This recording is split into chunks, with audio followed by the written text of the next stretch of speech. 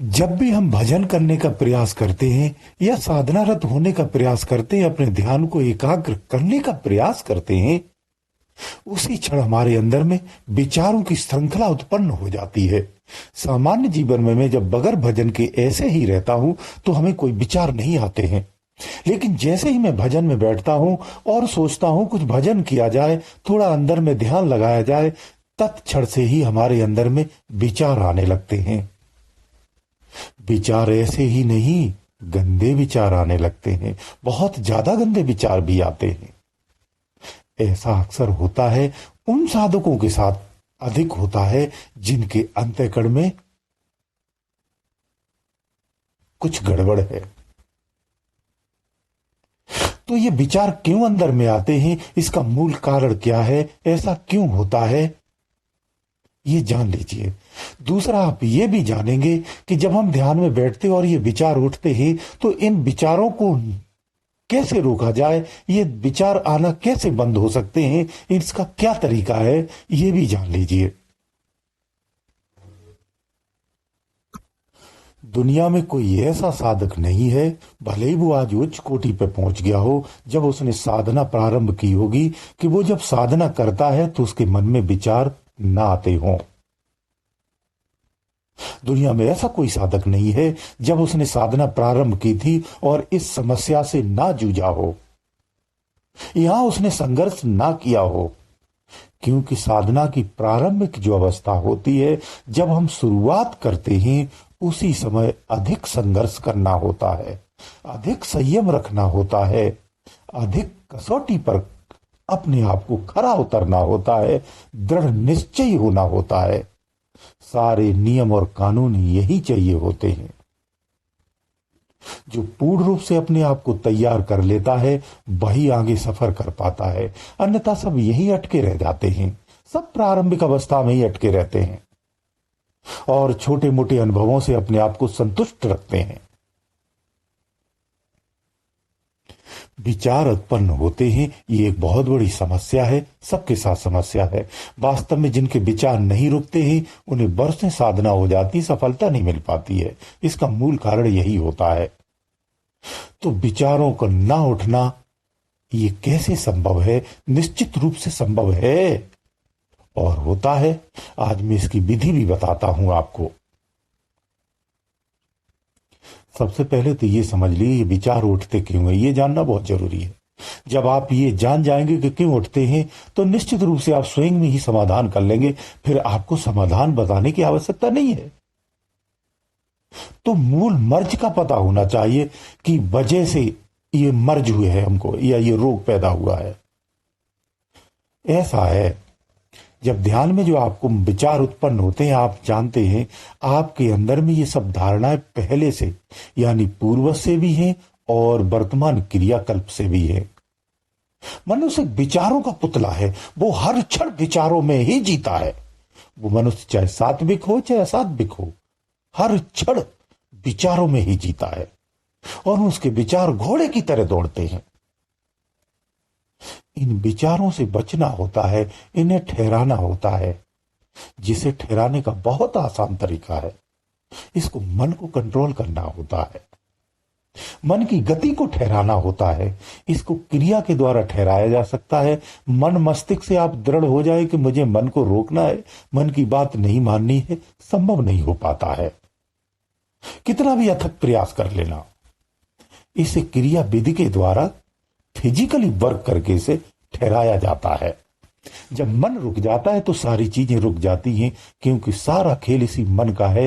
यही चंचल मन है जो आपको भजन नहीं करने देता है। जिसके अंतःकरण में जितनी अधिक मलिनता होगी, उसके विचार भी उतने ही मलिन होंगे।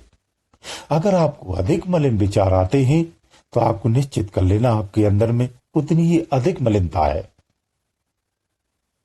अगर स्त्री के प्रति आपकी आसक्ति है तो स्त्री संबंधित ही आपके विचार आएंगे। अगर किसी पशु के संबंधित आपकी आसक्ति है, पशु से संबंधित आएंगे। अगर आपकी आसक्ति किसी देवता से लगी हुई है तो उस देव से संबंधित आपको विचार आएंगे। यानी आपकी धारणा, आपका विचार, आपकी आसक्ति जहां ठहरी हुई है, जिससे आपका स्नेह होगा, वही चीज आपके स्वप्न में आती है। और जब हम गंदी चीजों से विचार लगा लेते हैं, अपनी आस्था जोड़ लेते हैं, प्रेम कर लेते हैं, उन सब गंदी चीजों के जो भाव होते हैं वो हमारे अंदर में आकर के ठहर जाते हैं। कहां? अंतःकरण पे। उस स्थान पर ठहर जाते हैं जहां से ये विचार उत्पन्न होते हैं, हर क्षण होते हैं। वो मलिनता जब बाहरी अंदर में आकर के ठहर जाती है, उसकी परत बन जाती है, तो मलिन विचार ही आते हैं। अंदर की जो परत मलिन होगी तो मलिन विचार आएंगे, स्वच्छ परत होगी तो स्वच्छ विचार आएंगे। इसी को हम धारणा भी कहते हैं। धारणा वास्तव में कहा जाए तो अंतःकरण पे जमी हुई परत ही होती है। तो आप जैसी धारणा रखेंगे, जैसे अंतःकरण पे आपकी परत होगी, आपके विचार भी उसी प्रकार के होंगे। इस परत को तोड़ना होता है। जो मलिन परत बनी हुई है, इसे नष्ट करना होता है। तो फिर गंदे विचार नहीं आते हैं, कदापि नहीं आएंगे। अगर बहुत ज्यादा आते हैं, आपसे भजन नहीं होता है, तो फिर आपको भजन नहीं करना चाहिए। जो मैं बता रहा हूं इसको करना चाहिए। बहुत सरल तरीका है। क्या करना चाहिए ये समझ लो। इससे आपके फिर विचार नहीं आएंगे। और बीच में आप ध्यान करके इससे ट्राई भी कर सकते हैं कि अभी भी विचार आ रहे हैं कि नहीं आ रहे हैं। देखिए ऐसा है, आप जप प्रारंभ कर दीजिए। बहुत सरल तरीका है जप का। आप किसी देव का बीज मंत्र जाप करिए, नॉन स्टॉप करिए, लगातार करते रहिए, कम से कम 1 माह तक, 2 माह तक, 3 माह तक। इस तरह से आपको कंटिन्यू जाप करना है। कैसा? वाचिक जाप। मन ही मन में वाचिक जाप करना है, स्पीड से करना है।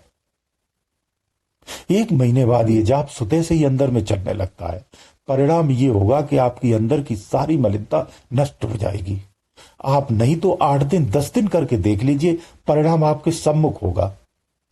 मैं बहुत दिन की भी बात नहीं कर रहे। तब आपके परिणाम अगर आपको लगता है 15 दिन के जाप में, 20 दिन के जाप में, तो फिर आगे करना, अन्यथा मत करना। यही समझ लेना मैंने झूठ बोला है। ऐसा निश्चित होता है। ये फिजिकली बातें हैं। इससे आप अपने मन के विचारों की गति में जो मलिनता आ रही है वो सब नष्ट हो सकती है, निश्चित हो जाएगी। और आपको बता दूं, जिनके मन में गंदे विचार आते हैं वो रात्र में ढंग से सोते भी नहीं है, उन्हें कभी गहरी नींद नहीं आती है। अगर आप जरा सी आवाज में उठ जाते हैं, जाग जाते हैं रात को, तो फिर आपकी हेल्थ ही नींद नहीं है। इससे आपकी हेल्थ अच्छी नहीं रहने वाली है। आपकी गहरी नींद होना चाहिए। नींद मतलब जो सामान्य व्यक्ति रहते हैं, जो भजन नहीं करते हैं और सोते हैं, तो उनकी गहरी नींद होनी चाहिए, उथली नींद नहीं होना चाहिए। तो आप मानसिक रूप से स्वस्थ रहेंगे, शारीरिक रूप से स्वस्थ रहेंगे। आपको जप करना है। जब आप जप करेंगे तो ये सारी बाधाएं आपकी हट जाएंगी, नेगेटिव एनर्जी कट जाएगी। बहुत तेजी से कटती। जब से आपको बता दूं, ये बहुत ही अनवाए हुए, ये एक्सपेरिमेंट वाले सारे नुस्खे हैं। इसका अगर आप जाप करेंगे तो आपके अंदर में, हृदय में परिवर्तन आ जाता है, मन शुद्ध हो जाता है। फिर जब अनुलोम विलोम करते हैं या जब साधनाएं आप करते हैं, तो श्वासों के माध्यम से अभ्यास किया जाता है। श्वासों के माध्यम से जो जाप करते हैं, अभ्यास करते हैं, उनका मन स्वतः से ही मर जाता है, ठहर जाता है, भाग ही नहीं सकता ये इधर से उधर। ये मैं वचनबद्ध तरीके से बात कह रहा हूं। श्वासों का माध्यम का जो भजन करने का तरीका है, इसीलिए वो सबसे श्रेष्ठ होता है। मन की जो गति है इसी पर तो आश्रित होती है। ये प्राण भी तो यही आश्रित है। ये ठहराव आ जाता है तो इसकी गति रुक जाती है। इधर जब गति रुकती है तो आपका ध्यान एकाग्र हो जाता है। जब ध्यान एकाग्र होता तो अंदर में प्रवेश कर जाता है, यात्रा करने लगता है। ऐसे ही तो आंतरिक यात्राएं होती हैं। ये आंतरिक प्रक्रियाएं हैं, इन्हें जानना चाहिए, आपको समझना चाहिए। तो इस तरह से आप अपने विचारों को रोक सकते हैं। ये बहुत सटीक उपाय है। मलिनता कोई बुराई नहीं, मलिनता हर व्यक्ति के अंदर में होती है। मलिनता को नष्ट करना परम आवश्यक है। उस हृदय पे बसी हुई अज्ञानता रूपी जो परत है, इसे हटाना बहुत आवश्यक होता है। जब आप इस चीज को जान जाते हैं कि हमारे मन में, हमारे विचारों में बहुत अधिक मलिनता है, तो फिर हटाने का प्रयास करना चाहिए। जो लोग इसको हटाने का प्रयास नहीं करते हैं, ये गलत है, ये उचित नहीं है। अबोध में कोई चीज होना अलग बात होती है और बोध में कोई कार्य करना अलग बात होती है। यानी बोध में कभी भी गलतियां नहीं करना चाहिए। हर व्यक्ति को प्रयास करना चाहिए, यही संयमित होता है, यही स्वयं को तैयार भी करना कहा जाता है। जब हमारा पवित्र हृदय होगा तो यहां कमल ही खिलेगा, यहां खुशबू ही आएगी, यहां आनंद ही होगा, इसके अलावा कुछ होगा नहीं। मन निर्मल हो जाता है, आनंदमय रहता है, सुखमय रहता है। फिर आप किसी से घृणा, क्लेश, द्वेष, बैर ये नहीं रखेंगे, वचनों का बुरा भी नहीं मानेंगे। ऐसा परम स्वभाव आपका हो जाता है। इतना आनंदित मन रहता है, आप खुश रहेंगे सदा। परिस्थिति आपकी अच्छी हो, दरिद्र हो, दुखी हो, अति दुखी हो, पैसे का अभाव हो, काया से दुखी हो, तो भी आप खुश रहेंगे, आनंदित रहेंगे।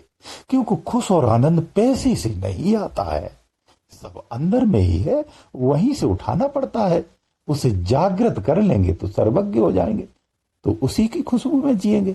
तो अंतर में हर गुण है, जिस गुण को आप जागृत कर देंगे उसी की खुशबू आपके इर्द गिर्द घूमती है, आप उसी में फिर अपना जीवन जीते हैं, वैसा ही आपका जीवन हो जाता है। इसलिए सात्विक ही होना चाहिए, भोजन हमारा भी सात्विक होना चाहिए, संगत भी हमारी सात्विक होना चाहिए। तभी आपके मंदिर में, आपके मंदिर में, आपके अंदर में, आपके मन में सात्विक विचार होंगे, सात्विक भाव होगा, सात्विक सोच होगी, सात्विक क्रियाएं होंगी। गुरुदेव दयालु।